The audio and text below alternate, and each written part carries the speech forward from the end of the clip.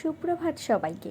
যদিও এটা আমার সেকেন্ড টাইম মর্নিং, মানে প্রথমে কিন্তু একবার সকাল হয়ে গেছে, এটা আমি সেকেন্ড হাফে একবার ঘুমিয়ে পড়েছিলাম, সেকেন্ড টাইম উঠছি। আজ হায়দ্রাবাদে আমার প্রায় এক সপ্তাহের ওপর হয়ে গেছে, কিন্তু এতদিন কোনো ভিডিও কেন দিতে পারিনি জানো? কারণ এই এক সপ্তাহ ধরে মা বাবারা ছিল, দুই মা দুই বাবা সবাই ছিল আমার সাথে, তাই ওদের সাথে সময় কাটাতে গিয়ে আর কোনো রকম ভিডিও শ্যুটও করা হয়নি আর পোস্টও করা হয়নি। সত্যি কথা বলতে এক সপ্তাহ বাদে আজকে হচ্ছে ওদের ছাড়া আমার প্রথম দিন। একদম ঘরটা ফাঁকা ফাঁকা লাগছে। স্বর্ণিল তো সকালবেলাই চলে গেছে অফিসে, তো একদমই ফাঁকা ঘর।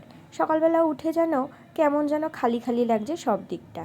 ওরা থাকতে কত না জমজমাট ছিল আমার ঘরটা, কতই না ভালো লাগতো।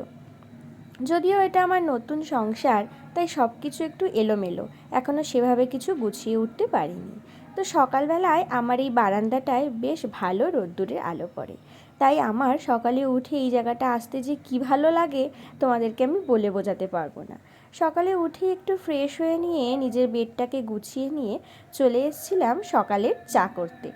সকালের চায়ের ব্যাপারটা একটু আলাদা থাকে। হ্যাঁ, তোমরা নিশ্চয়ই বলবে যে যখন আমার ফার্স্ট মর্নিং হয়েছিল তখন কেন আমি চা খাইনি, কারণ তখন বাইরে পুরো অন্ধকার ছিল আর ওই সময় চা খেতে একদম ভালো লাগে না।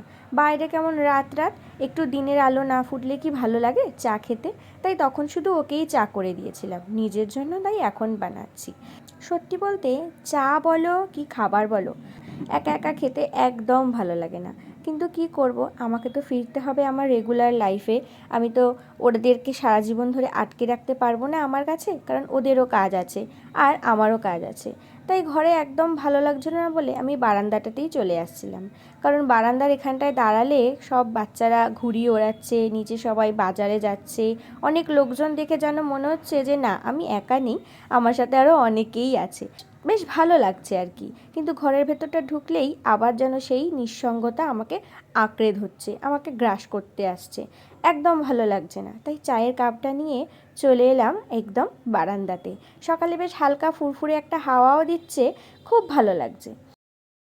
শুনলাম মায়েরা গিয়েই বলল যে কলকাতায় নাকি এবার জাঁকিয়ে ঠান্ডা পড়েছে, কিন্তু এখানে একদম ঠান্ডা নেই, বিশ্বাস করো, একটুও ঠান্ডা নেই। হ্যাঁ, সকালে আর বিকেলে একদম হালকা ঠান্ডা পড়ে, বাট বাদ বাকি টাইমে একটুও ঠান্ডা নেই।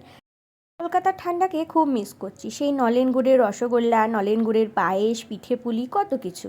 তো যাই হোক, এসব করতে করতেই হয়ে এলো আমার ব্রেকফাস্টের টাইম। সকালে একটু ম্যাগি বানিয়েছিলাম, ওকে দিয়েছিলাম, আর আমার জন্য কিছুটা তুলে রেখেছিলাম, সেটাই একটু গরম করে নিলাম আর কি। আর একটু ফলের রস, শীতকালে একটু কমলা লেবু জুস খেতে তো ভালোই লাগে বলো। তো চলো, এক প্লেট ম্যাগি আর এক গ্লাস জুস নিয়ে আমার সকালের ব্রেকফাস্ট তো রেডি হয়ে গেল। এই সকালের ব্রেকফাস্টটা আমি আমার নিজের সঙ্গে কাটাই, আমার শরৎচন্দ্রের সাথে। এটা নিয়েই আমার নিজেকে সময় দিতে খুব ভালো লাগে। সকালের এই ব্রেকফাস্ট টাইমটা আমার হচ্ছে সবচেয়ে আপন টাইম। এই টাইমটা আমি নিজেকে সময় দিতে পারি। গল্পের বই পড়তে পড়তে কখন যে সকাল গড়িয়ে দুপুর হয়ে গেছে খেয়ালই করিনি। তাই তাড়াতাড়ি উঠে স্নান সেরে একেবারে ঠাকুরকে একটু ধূপ আর প্রদীপ দেখিয়ে চলে গেছিলাম এক সবচেয়ে প্রিয় জায়গা, যেখানে আমি দিনের বেশিরভাগটা সময় কাটাতে খুব ভালোবাসি। সেটা হচ্ছে আমার রান্নাঘরে। রান্না যদিও সেরকম কিছুই করার ছিল না, শুধুই ভাতটাই করার ছিল, কারণ আমি বাকি সব রান্নাই ভোরবেলা করে নিয়েছিলাম। কারণ ও তো অফিস গেছে, ওকে টিফিন দিতে হয়েছে, তাই শুধু ভাতটাই করার ছিল।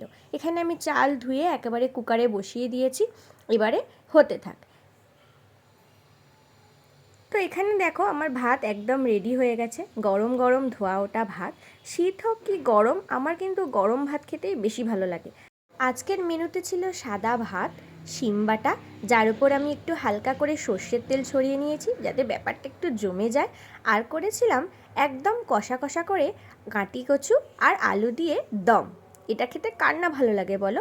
আর এরই সাথে ছিল মায়ের হাতে বানানো, কলকাতা থেকে আনা মায়ের আমলকির আচার, যার স্বাদ অতুলনীয়। তো চলো, আমার লাঞ্চ প্লেট তো একদম রেডি হয়ে গেছে। আজকের ভিডিওটা এখানেই শেষ করছি, দেখা হচ্ছে অন্য কোনো ভিডিওতে।